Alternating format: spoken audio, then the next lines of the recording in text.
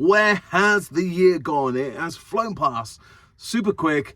And yes, it's time for another Christmas vlog. Now, this one is to inspire you with some Christmas games that you can play with all your Scout sections. I have 10 favorite games of mine that I like to play with my Scouts at Christmas. So I've donned my Christmas jumper, Brussels Scout, and my woggle, the festive hat. And let's dive into those Christmas games with number 1. Classic game, duck, duck, goose, splat, that kind of thing, but we do it with a twist. We call it turkey, turkey, goose. Confession, I still don't know how you play duck, duck, goose. I watch the Scouts play it and I'm still scratching my head. So if you know simple instructions, comment below, because I have no idea. Duck, duck, goose, splat, don't know. Right, game 2. Getting into the festive season is a relay race on how to make the longest paper chains. So we give them strips of paper and a stapler because we're kind. Some people do it with glue, and you give them, say, 5 minutes to make the longest paper chain in the whole of the world, and then use that to make the Scout Hall nice and festive. This game, you give every Scout a paper plate, and they have got to put it against their face and draw a snowman, just like this.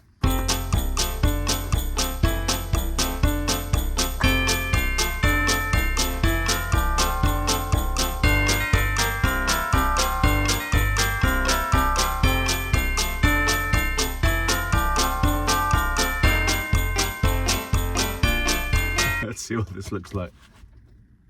Oh, not too bad. Look, I got the carrot on the face.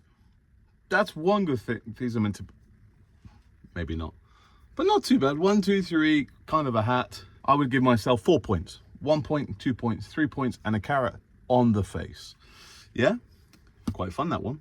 This one, classic birthday game. You know, pin the tail on the donkey when you get blindfolded and you got to get the tail on the donkey's bum. But this one is a Christmas theme to it. It's pin the star on the Christmas tree. So you draw out a big Christmas tree, put that against the wall, and you have a star, whether that's a gold one, glittery on, whatever, bit of blue tack on the end, and then you blindfold your Scout, spin them around, hence spinning around 3 times, get them to walk, and they plant that star on what they think is the Christmas tree. Always a giggle.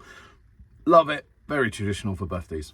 It's always good for Christmas. Another spin-off is Postman's Keys. Do you play that one? You know, you got a Scout at the end of the hall on a chair and some leader's keys, and then the Scouts have got to walk up quietly and grab those ones. Well, here's a Christmas spin to that one. Replace the keys with jingle bells. See?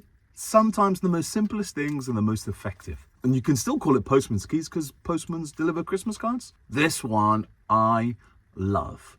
I play at home with my own family around the Christmas table when the family together, you know, that post-afternoon dinner, have a bit of fun, and it's blindfolded Christmas wrapping presents. Okay, so you get some random objects, the most random bit of thing, this one, I don't know, some random weird odd shapes, and you've got to wrap these items blindfolded. Yeah, so funny. Then the next round is then you add more difficulty. So maybe you give the person wrapping the presents oven gloves, or they've got to wrap it using chopsticks. Something really fun, just have a bit of giggles. I need to think of a game title for this, but it's basically rolling Brussels sprouts. Sprout bowling, or maybe Brussels sprout bowling. I don't think Brussels bowling works. Don't know. Right, anyway, the game mark. Really simple. One end of the hall, you might have some Skittles or some cones or something, and the other end, you are bowling with Brussels sprouts. Who can knock down the most Skittles as such? And we know those Brussels sprouts aren't particularly round, are they? And you bowl them and they might get there and then they curve off that way. They curve off that way. It is so much fun, and it costs next to nothing for a bag of Brussels sprouts, and so much fun. So Brussels sprout bowling. Wow, that's a mouthful. Talking about food, yes, this is a controversial one about using food for games, and I know lots of people over the festive season are struggling with food banks and things like that. I know. So if you are in the mind of not wanting to waste food, don't play the Brussels sprout game or the next game. My apologies, but I do like this one. It is funny. It's called Poo-tato. It's a relay race. You have a pot at one end of the hall and you're at the other end. and you get a potato, you put it in your butt cheeks, and then you have to do that funny wiggle all the way down to the end of the hall and then pop it out into the tin. It's a bit of fun. Yeah, just, I know, wasting food, I get it, so apologies. 3 more of my favorite games, and if you've counted these, that means 1 extra. Yeah, because I thought, you know what, I'll throw in a bonus one, but I'm only going to tell you that bonus one if you like this video and subscribe to Big Man and Woods. Do that, and I will share the bonus Christmas game with you. This one is a peaceful game, nice and quiet. Everyone sits down, maybe feet crossed, I don't know, however you want to calm your scouts, beavers, cubs, squirrels down, and explorers. And you can do this with leaders, in fact. And a leader has done a little bit of prep, or unless you're good at thinking on the spot, it's a bit of storytelling, okay? You need 2 bits of things for this, a bit of paper and a pen. Now, the leader is telling a story, and the listeners are going to draw a picture of that story, yeah?